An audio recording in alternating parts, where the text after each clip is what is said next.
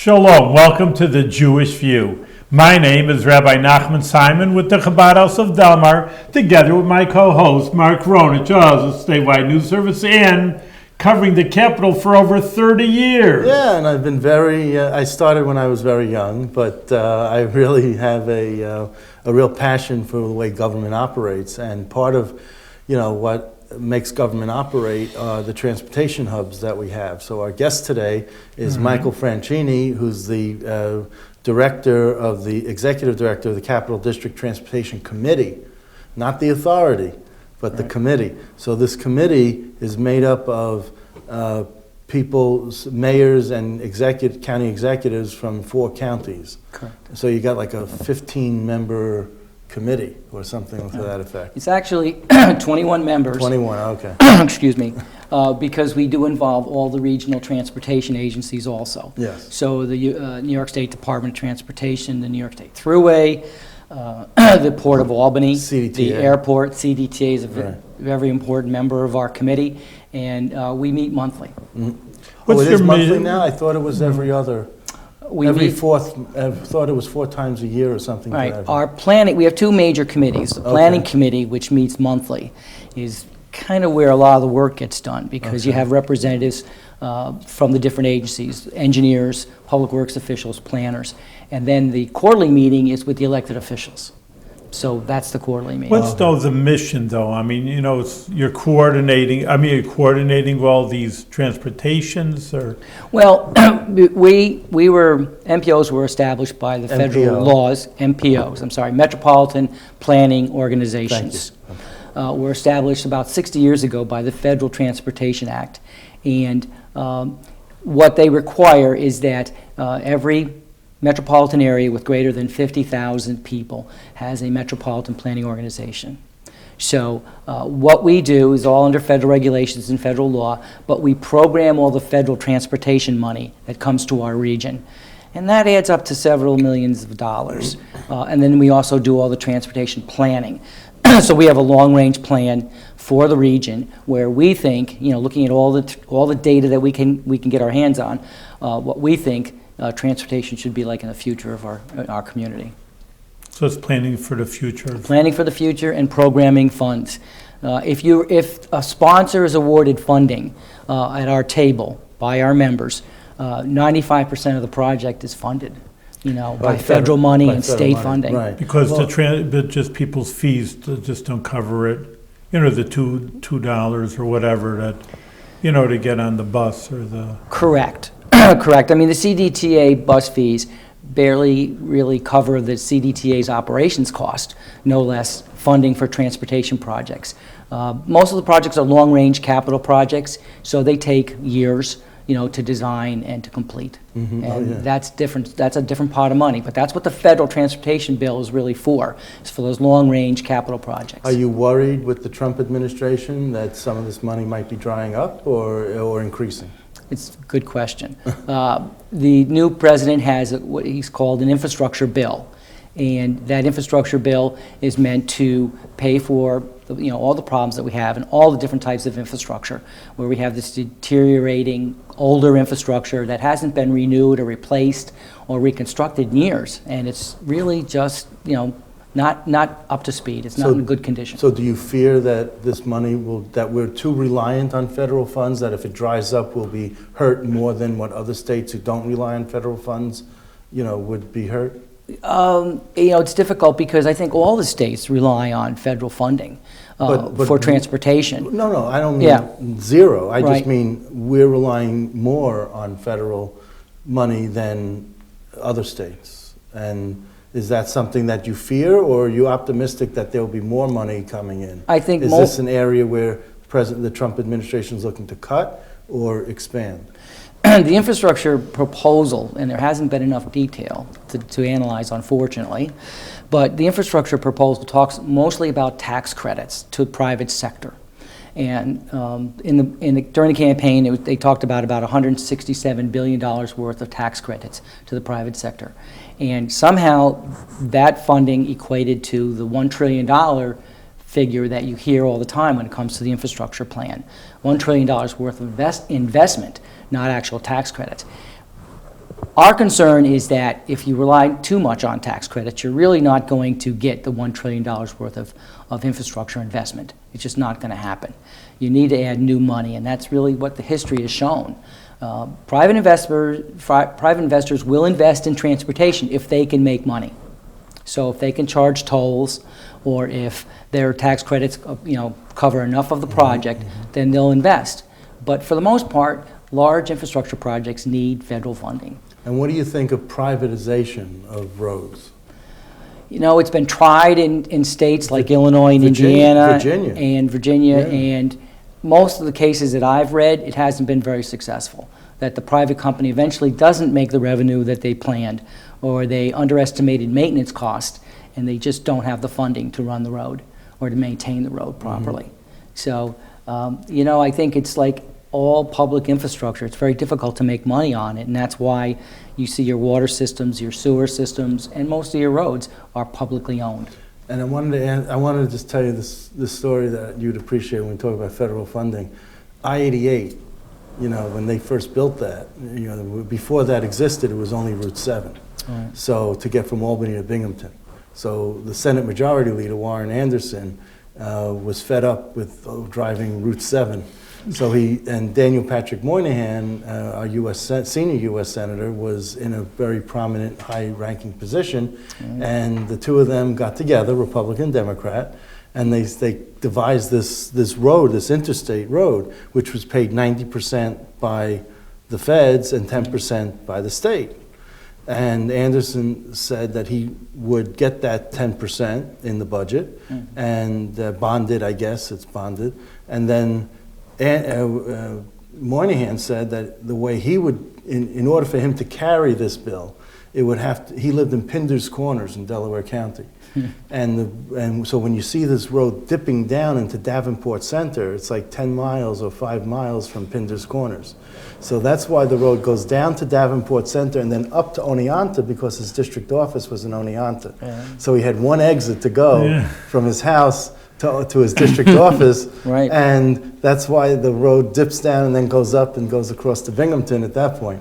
And it's named after Anderson, not Moynihan. Right. So you can imagine that's a funny story that I often like to tell, and how roads get built in this state. Right. Well, sometimes politics does get involved in that, in making those decisions. Yeah. It's similar to the Tappan Zee Bridge location, and where that was located.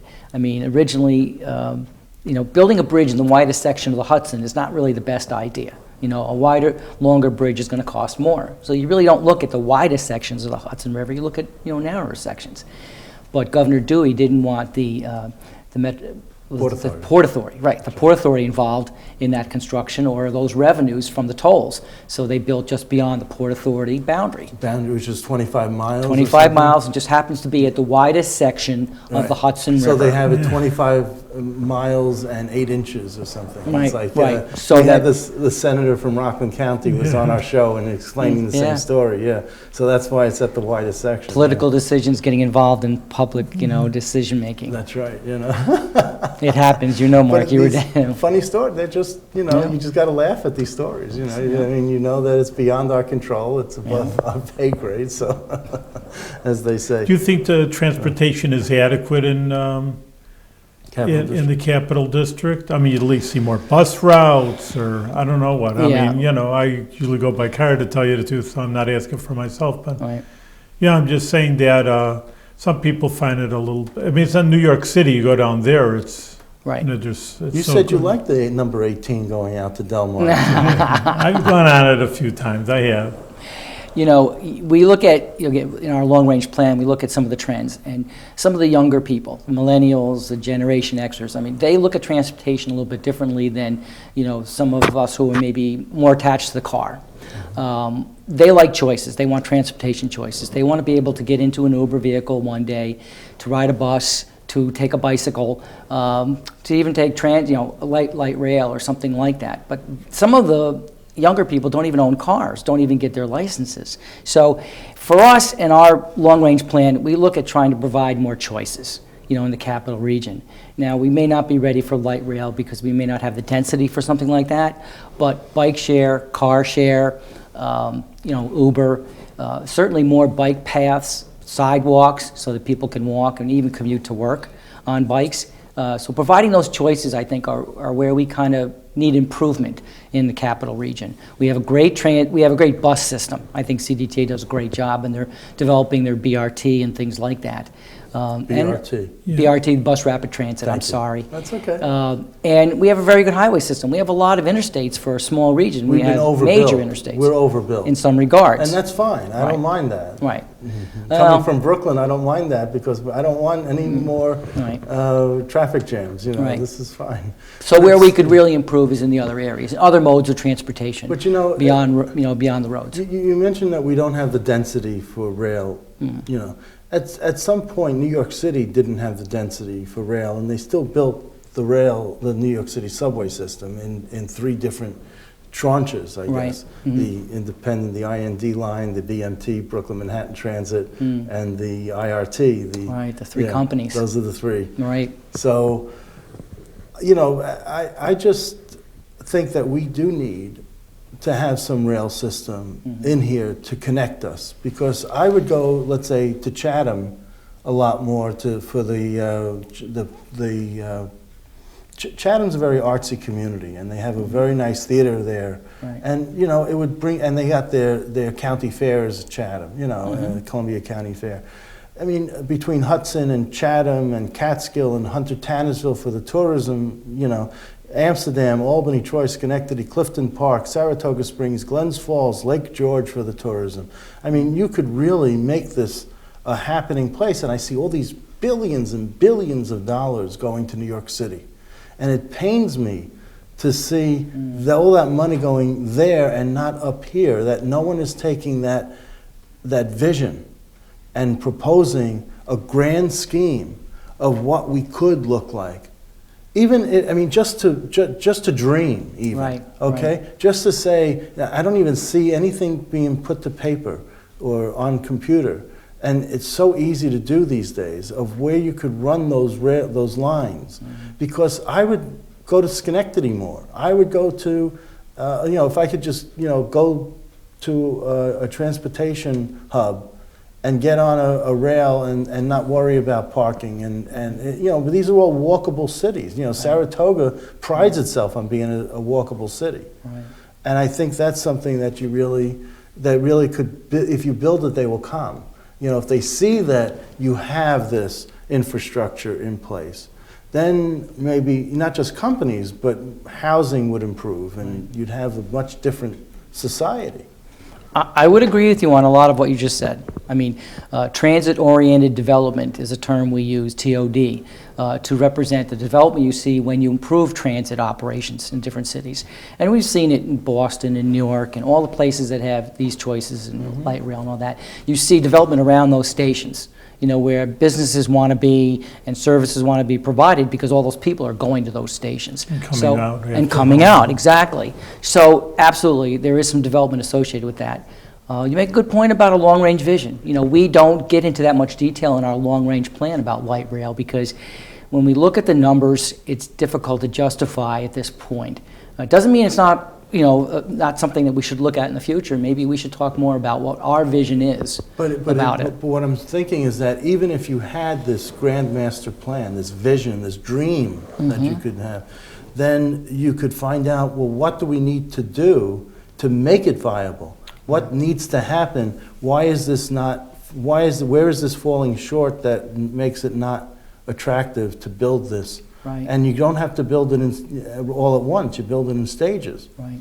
No, you do it over a 50-year period, but you build it, Right. and people see, oh, here's a new track going in on this side or that side, right. And obviously Hunter-Tannersville, Lake George are summer stops. Let's say you don't have those stops you have them at the end of the line, and you don't have to have it, a stop all year long. But right. It's difficult in the future of transportation is really kind of exciting at this point because of Yeah. all the new technological developments that are happening. You know, we heard a lot lately about autonomous vehicles or Right. self-driving vehicles. For us as planners, we look at, well, how's that going to affect things like transit? You know, if we really do get to a point where all these vehicles are driving themselves, you know, do we still need transit, or how is it going to impact it?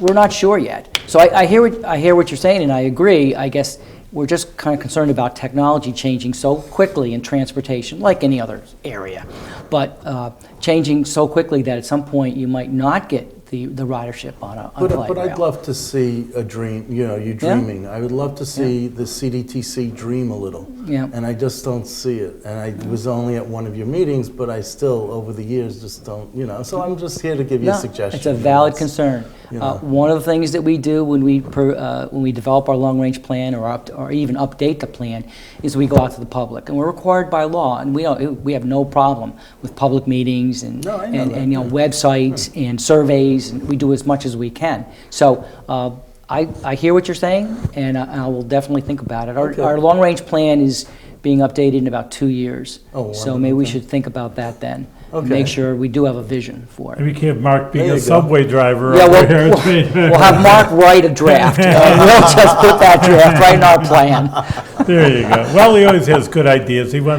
I'll tell you, he's a big advocate for the Capital District. He wants to see it grow and prosper, and, you know, it's, well, what is the budget then? I mean, of all together, I guess you're not in charge of all the budgets, but look, again, I'm back to the money part of it. Yep. You know, that there is subsidies from the federal government. Right. Every transportation needs Right. something. Are we basically CDTA in this region, or is there other transportation outlets that, For transit, well, I guess CDTA, I guess the port, the authority, the Albany Port District Commission, the port district, but then, and the airport. the airport. Yankee Right. Trails is by themselves. It's Yeah, They're private. private Private, sector, so yeah. it's not eligible for public, for public funding. Right. The budget that we have, it's actually unfortunately decreased a little bit, but we program about $60 million a year in our capital plan. And that's for all types of projects, for transit, interstates, bike path, bike trails, you name it, any You're in charge of the transportation mode. You're in charge of the bike trails, because I know, like, I live in Delmar itself, and they're just so beautiful. They went from the Port of Albany, and they're going to end up in Voorheesville. Correct. But you're in charge of Well, actually, it was interesting, because when I was Albany County Public Works, we had a lot of responsibility in developing the rail trail, the Albany County Rail Trail. And since I left, it's been completed, and it's a dramatic success. I mean, if you go down the rail trail now, you'll see hundreds of people anytime you're on the trail, you know, using it, walking, biking. We're doing a study right now to connect the bike trail to the Hudson Mohawk Trail in Albany. So the bike trail stops on South Pearl Street, you know, close to the Port of Albany. Yeah. And getting from there, from the end of the bike trail, the rail trail, to the Hudson Mohawk, which is over by Corning Preserve, is not that easy. Right. So we're almost done with this study. We have a final draft. We're going to be getting it out soon about our ideas on how we should do that. All right. So, yeah, That's very trails interesting. are And pretty then important. that Corning Trail continues on? The Corning Trail, I never went up. That goes all the way up.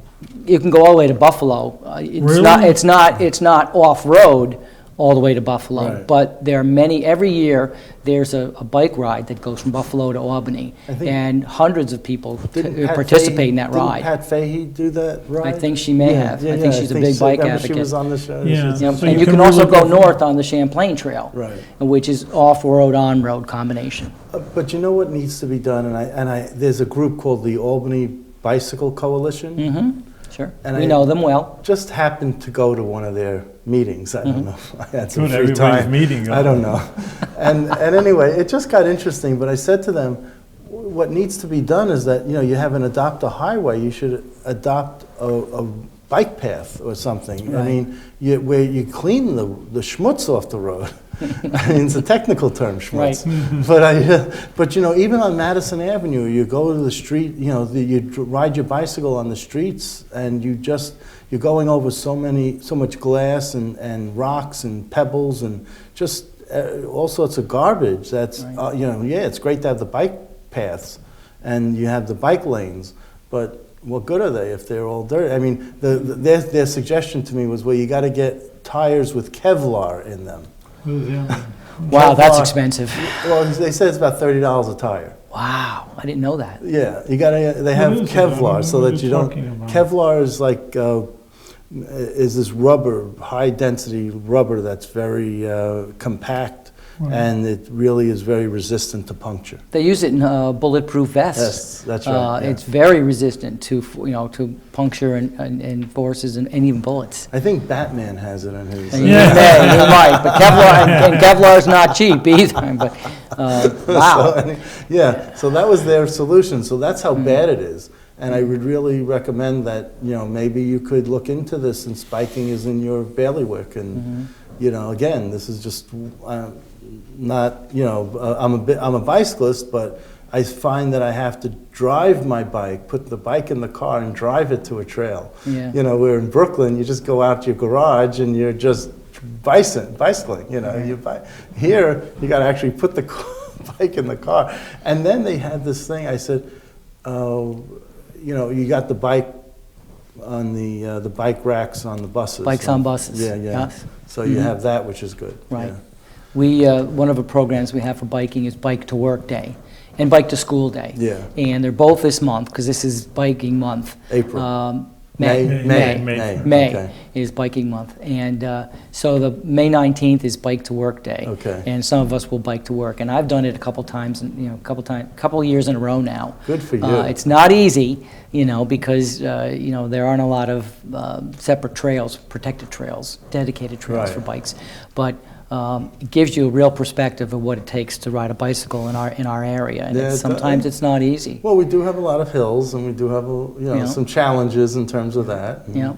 but And some drivers are just not as considerate as they could be when you're driving in their lane. well, they But- got more insurance than I do. Remember that from Fried Green Tomatoes? Oh, in the geez. movie? Yes, You had Yeah. more insurance than I do. right. So we try to encourage bicycling too. So what is your view of what we have here in this city, in this area here, in terms of being more multimodal? Do you think we're adequate? No. Short answer, no. I mean, we talked a little bit about transit. I think transit does a very good job, and CDTA is doing a good job with their bus rapid transit lines. Some of the problem, here's the problem coming up now with the new administration looking actually to delete the Small Starts program. It's a federal transit agency program called Small Starts, and actually funds transit programs like BRTs and like light rail. Well, they're going to, if they do delete that program, then CDTA will not have the funding for things like bus rapid transit or any other improvement. So there's a challenge in there, but I think we could work on transit. We could certainly work on dedicated bike lanes. We don't have them.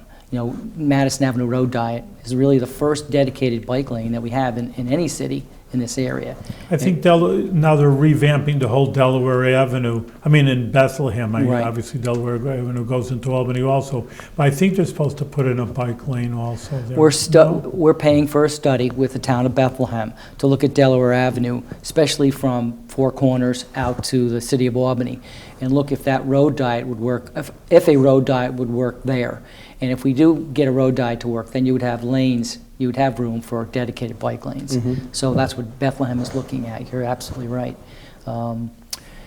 Looking at those opportunities to develop dedicated lanes, even dedicated transit lanes, the Washington Western BRT, Bus Rapid Transit, going from downtown Albany through SUNY campus, that section through Harriman and SUNY will have dedicated transit lanes. Those will be the first dedicated transit lanes, in our area. So I think that's where we could improve, is building these dedicated lanes so the transit can operate more efficiently and bicycles can operate more safely. Now, it was brought up at that meeting that the bicycle lane around the Uptown SUNY campus ends at Collins Circle, just ends.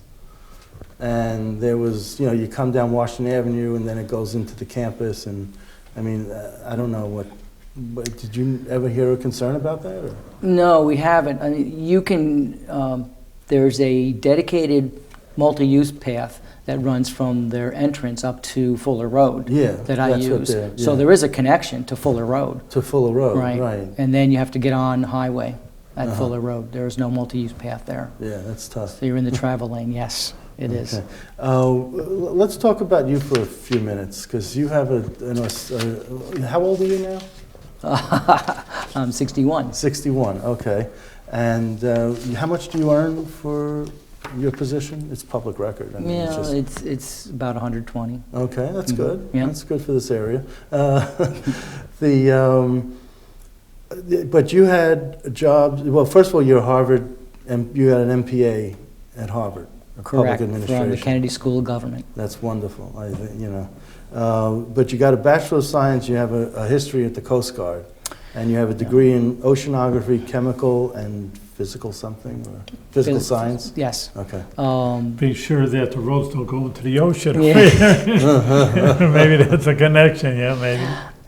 In high school, I had an interest in marine science and oceanography, and I found that program at the U.S. Coast Guard Academy. I was fortunate enough to be accepted. They're very competitive. It's not by political appointment. You actually look at your records in high school to make the selections at the Coast Guard Academy. 4 years at the Academy, and then I did 12 years active duty in the Coast Guard before coming back to Albany. Which high school did you go to? I went to the old Vincentian Institute Oh, okay. in Albany, Midtown Albany there. No, that's now the PAL headquarters or something. It's PAL, it's a Right. seniors off housing building. Well, It's that's not a high school anymore. Madison and Quail, right? Madison and Quail. That's where I grew up, in that area. In that area. Yeah. Okay. So you're a local boy. I Born and guess. raised, Okay. and I still live in the city. So then you became the commissioner of water, water commissioner for the city. Yeah, my wife and I had traveled a lot in the Coast Guard, and we'd started having, children. It was a little hard on children and families to move around a lot. So got out of the Coast Guard, came back to the Albany area, because my wife and I are both from Albany. And I was fortunate enough to to earn, or what do you want to call it, be appointed Commissioner of Water by Mayor Whalen. And that was a great job. And then what, Bob Cross was after you? I worked for 2 years under Mayor Jennings, and Bob Cross was after me. Okay. So let me ask you, why are the water rates and the sewer rates the same in the city of Albany? I never got an answer to this. The sewer rates are really estimated, and they're Yes. basically estimated on the amount of water that you use. Why? The assumption is that, well, because they're not, sewer is not metered like water. So what goes into the sewer line, no one really knows the exact amount. So you assume that all the water you take in has to go out, in the sewer system. So theoretically, it's the equal amount of water coming in equals the amount of going out. So it's always the same. And it's commonly done that throughout the country. Throughout the country? Yeah, it's you done don't that way? normally meter sewers. Right, no. You just meter the water coming in and assume that's got to leave some way. Okay, well, that's a good explanation. Through the Thank system. you. And then you became the Commissioner of Public Works in Albany County. Albany County Public Works. The county has 300 miles of road system in Albany County, and it's a pretty significant amount of miles, 300 miles. A lot of those roads are in the rural sections, so maintaining those roads, snow and ice operations on those roads, very challenging job, interesting job. Really Interesting, enjoyed yeah, that. yeah. Yeah, really enjoyed it. So, because the hill towns get different weather than what the lowlands get. Absolutely. Yeah. Being born and raised in Albany, I never realized the elevation difference in the hill towns and the climate difference in the hill towns. Oftentimes, we'd see rain down here, and we'd go up on the hill, and we'd 6 see inches inches of snow. And it's just amazing, the difference. You wouldn't realize it unless you went up there and saw it for yourself. You wouldn't believe it. It's pretty different, very different. And then somehow they liked your work so much at Public Works, they made you Director of Operations for the entire county. I had a very good boss at Albany County. County Exec Mike Breslin was great to work for. And after all the experience as a department head, he brought me up to operations. And basic operations worked with all the department heads in the Right. county. So I had a lot of experience, in that job, and he brought me up to. Well, I think it's a temperament issue. That you have the right temperament. That I think that's what. I mean, you may have ulcers, but you don't express your. You have to be able to work with everybody. Right. You have to be able to work Find with everybody and solutions. everything And find solutions to problems, Absolutely. You yeah. have to be positive. and you have to, try to get the job done, and not look at the problems, but look at the solutions to those That's problems. right, yeah. That's the key. But that was something that you were there maybe less than 2 years. I Yeah, guess that about 2 was- years, before Michael decided to retire. Oh, which- and then the next executive didn't. Right, yeah, we served at the pleasure of the Yeah. county executive, so when that changed, we changed. Right, so you left, and were you unemployed for any amount of time? Oh, A yeah, few you were months. about 6 months. Yeah, a few months, Okay. yeah.